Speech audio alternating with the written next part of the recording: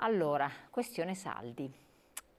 È una questione che si ripete Molto. ogni anno e che nel caso mio, che qualche volta perdo la pazienza, rispetto alle domande che i colleghi giornalisti quando chiamano, magari chiamano il giorno dopo dell'inizio e vorrebbero sapere se i saldi sono di nuovo il toccasana del mondo del commercio o se sono il toccasana per le famiglie italiane. Innanzitutto quest'anno sappiamo che dal nostro centro studi si è stabilito che mediamente la possibilità di spesa per famiglia è di circa 140 euro. Che è scesa, Il che vuol dire che con 140 euro ogni famiglia, sappiamo che è una media, sappiamo quello che vogliamo, ma nello stesso tempo diciamo che non è che si possa pensare a grandissima allegria e a grandissimi sfoggi di pacchi e di doni legati al saldo.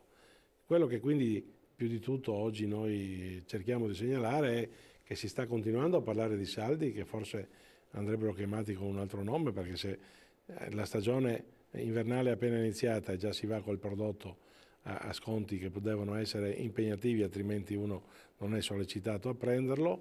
Questo ha portato a far sì che il mese di Natale, che era sempre stato il mese dove uno aveva il piacere di fare gli acquisti per la nuova stagione, anche per avere un guardaroba sempre rinnovato, parliamo di accessori, parliamo di abbigliamento, parliamo del mondo delle scarpe, e decisamente negli ultimi anni, anno dopo anno, il periodo del Natale per quei settori non si è più evoluto in termini di successo, ma si è sempre stabilizzato con qualche passo indietro. Oggi quindi se uno mi parla di saldi dico guarda, i saldi sono un obbligo di legge, devono essere rispettosi di determinate date da un inizio alla fine, ma il vero saldo era solo e esclusivamente quello che si faceva a fine stagione, dove uno cercava di far l'affare, ma sapeva perfettamente che se lo faceva su una taglia non lo faceva su tutte perché non c'erano più, e quindi anche chi aveva comprato a un altro prezzo in un altro momento aveva in qualche modo un valore di appartenenza, altrimenti sapere che uno il 27 di dicembre compra un pezzo a X e che il 2 di gennaio lo compra a metà, nessuno vuole più farsi prendere per i fondelli, ecco che il saldo è stato snaturato. E poi c'è tutta l'innovazione legata a chi fa acquisti, a chi è legato un po' all'e-commerce, che è in saldo tutto l'anno, anche se poi non si parla di saldo, ma si parla di di promozioni, di offerte, sconto speciale, di 24 ore.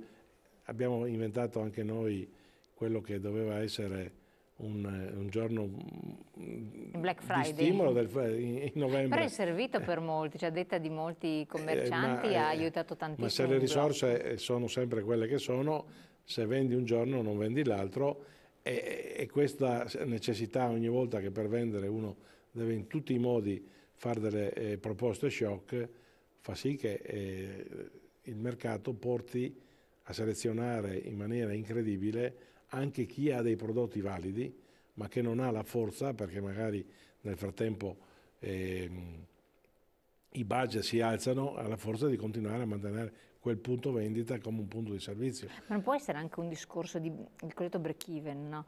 C'è una soglia per ogni prodotto che, oltre la quale il consumatore, anche psicologicamente, fisicamente perché magari non c'ha proprio soldi, magari famiglia, varie spese, e psicologicamente non si sente più di investire, di spendere. Adesso c'è il problema, con l'iPhone è venuto fuori questo discorso qua, sono in crisi totale, hanno diminuito le produzioni perché proprio si sono accorti che il cliente cambia addirittura prodotto perché non è più in grado e non ha più voglia di spendere quelle cifre neanche come status symbol. Siamo arrivati a questo punto, per notizia di adesso.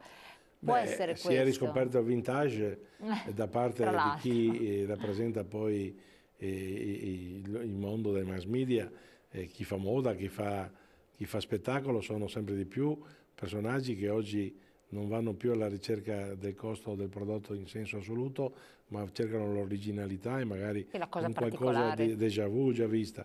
E secondo me è ritrovare un attimo di equilibrio, perché se uno doveva sempre alzare l'asticella, prima o dopo rimanevano pochi quelli che la potevano usare.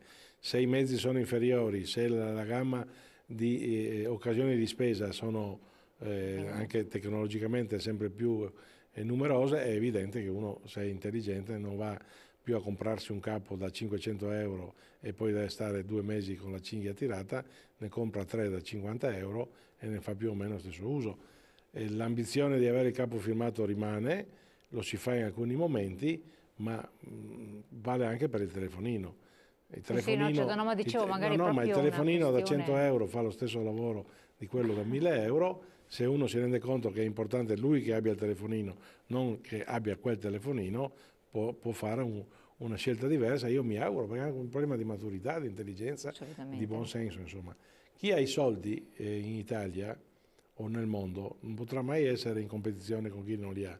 E noi stavamo diventando un modello alla rovescia. No, no, ma Tutti quello volevano avere le stesse cose, non è esatto, possibile. assolutamente. Se il consumo interno non gira ma gira l'export, vuol dire che l'Italia è un paese morto in stato terminale. Lo Stato invece di investire per aumentare il giro di affari e denaro, invece di sgravare le imprese da tasse e burocrazia, stringe ancora di più il cappio. Mi spiace soprattutto per i nostri figli, io ormai ho dato e ricevuto. È vero che l'export è un fattore trainante per noi, che il consumo interno tutto sommato si è un po' ingrippato.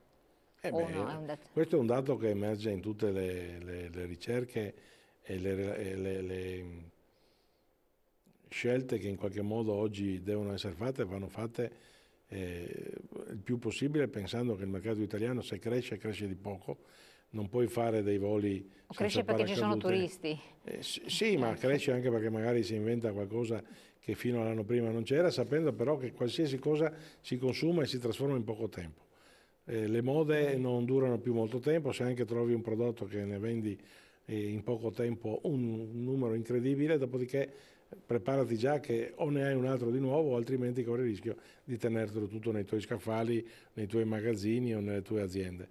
La nostra volubilità da questo punto di vista, se non è solo italiana, ormai è del mercato evoluto europeo, ci porta ad immaginare quindi che la battaglia per tenere aperta un'azienda non sarà anche nei prossimi anni facile, però ci vorrebbe, e questo rispondendo anche all'ultimo messaggio che ha un che di triste e anche in qualche modo di preoccupato, giustamente, cosa lasciamo a chi viene dopo di noi? Senza regole, senza una capacità di centralità dello Stato che deve in qualche modo governare e non lasciare completamente a chi è più forte il mercato, noi porteremo sempre di più verso lo sconforto molti più italiani di quelli che già oggi ce l'hanno, e la povertà, al posto di essere bloccata come sarebbe opportuno, potrebbe ancora aumentare. Ecco, le chiedo un po' relativamente al discorso anche delle assunzioni, che poi è strettamente legato. Tutto sommato i dati del Veneto per quanto riguarda l'occupazione in generale, c'è una disoccupazione al 10,5%, aumentano gli occupati over 50, settore del commercio però, caso rinascente di Padova, poi ci sono tutti i centri commerciali della zona del Veneziano di cui lei si occupa direttamente come presidente provinciale, eccetera, non vedono rose e fiori, anzi molti rischiano l'occupazione. Cosa ne pensa? Anche l'industria in questi giorni sta lamentando possibili esuberi, perché ci sono alcuni settori che per un motivo o per un altro in Italia possono essere fortemente a rischio proprio per la concorrenza che è mondiale, in questo caso non solamente europea. Il fatto che non si sia ancora ragionato per far togliere costi globali al mondo del lavoro, perché ci sono le mani legate, perché bisogna fare un bilancio nazionale, perché i motivi possono essere molti, ritarda la possibilità che ci sia nuova occupazione, magari un'occupazione di più lunga durata, perché ancora oggi, prima di assumere, si fa di tutto per evitare di trovarsi poi ad avere degli esuberi. Quindi non c'è stata una Perché tra una stagione e l'altra, che non è di molti mesi, si corre il rischio di trovarsi prima con dei bisogni e dopo con degli eccessi. Assolutamente. Ultimissimissima cosa, che siamo poi in chiusura. Questa benedetta fatturazione elettronica, come vi vede?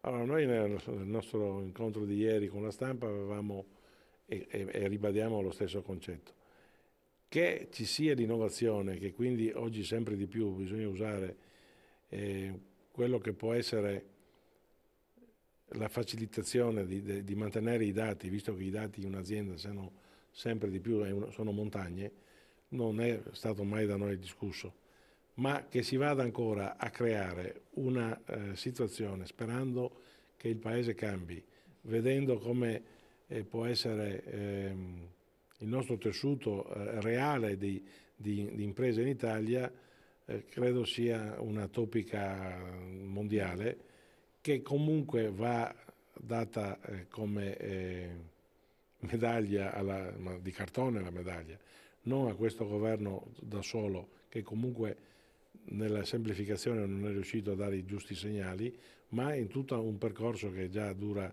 da parecchi anni che arriva dall'Europa.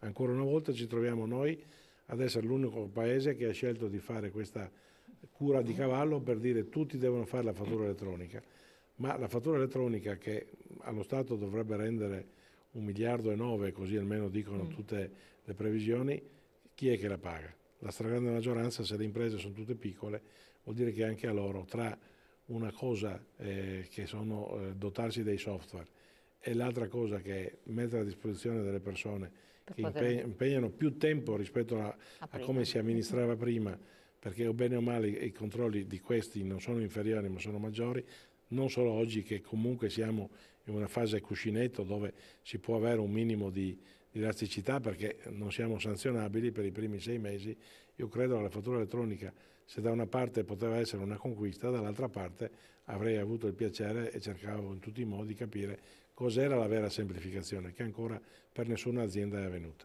Ai noi.